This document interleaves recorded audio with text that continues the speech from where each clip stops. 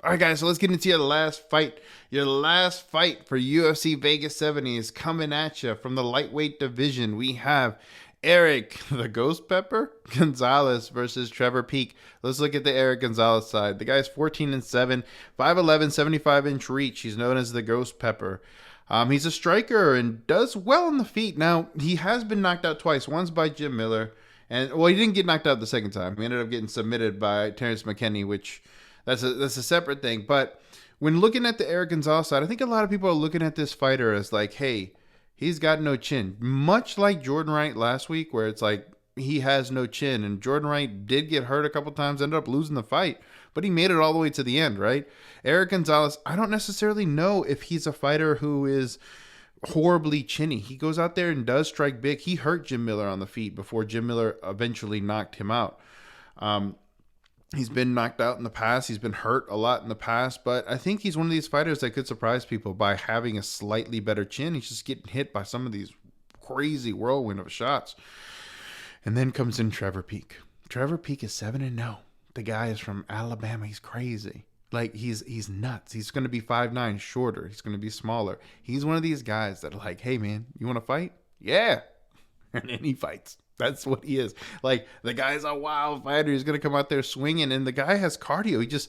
He goes out there. He's not defensively sound. That's one thing that they're working on with him, but he goes out there, gets hit, likes to hit, hits big, hits bombs. And so you look at the Trevor Peek side, you look at the Erick Gonzalez side, right? If you're the UFC, what are you trying to do here? Trevor Peek has potential to be great, really great, if he can just figure out the defensive things and kind of sharpen things up, get a little more technical. But he's a fighter through and through. The UFC likes these guys. And then you have Erick Gonzalez, who's been knocked out by Jim Miller, who's been submitted by Terrence McKinney, who's not necessarily the prospect that everyone was expecting, really. I mean, I was expecting him to lose both those fights. And I bet both those fights. I bet Jim Miller by knockout, and I bet Terrence McKinney by submission. But most people are looking at Erick Gonzalez and being like, yeah, this is going to be a squash fest. And looking at the line, I mean, Trevor Peek is favored, even though he's only 7-0. That's something of note. Why is he favored this heavily if he's only 7-0? It's because the guy's a crazy person. The guy's a wild man. Then you have someone like Erick Gonzalez, so that has been knocked out before. So in the end, I don't necessarily believe that Erick Gonzalez is the most chinny fighter ever. Is going to be the fighter that can't make it past the first shot. He's going to get knocked out in the first blow. I don't believe that. But, man, the UFC sort of set him up to fall in line with that, to fall in line with someone who's going to get hit and possibly put out, because Trevor Peek is that guy. He's the guy the UFC is looking at. In the end, you don't know what's going to happen with Trevor Peek. Trevor Peek, again, is going to be smaller. He's going to have a 5-inch reach disadvantage.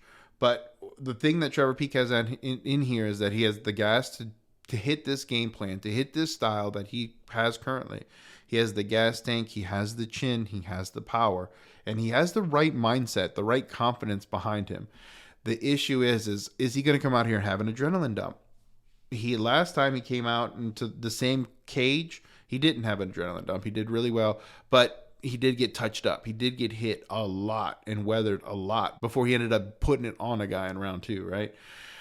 Guys, as of right now, I favor Trevor Peek, but I'm not one just to write off Erick Gonzalez like everyone else is. I'm not one to just write off the fact that Trevor Peek is coming in here with his first real fight under the big lights. Like, there's going to be people there and cheering him on and so forth. And even though he's fought in this sort of area again, it's going to be different because he knows that it's going to be on broadcast on a wider scale, right? On ESPN Plus, and it's just going to be it's a bigger event. So I'm not trying to sit there and say Trevor Peek is going to come out here and just dominate and kill it because that's who he is, because adrenaline dumps happen.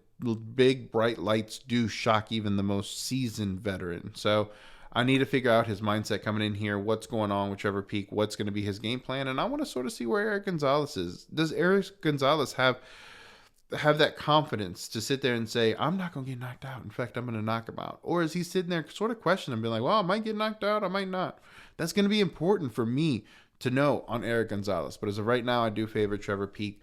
And you guys are going to want to tune in to that write-up that's going to happen on Friday to let you guys know exactly how to bet this fight, what to do, and who is going to win by what. Okay? So tune in on Friday to that write-up. Now, if you like the content, be sure to hit the thumbs up, subscribe to the channel, and tell me down below in a comment who you think's going to win this fight. Because Saturday, February 25th is going to be a great day to win, baby. Let's get it.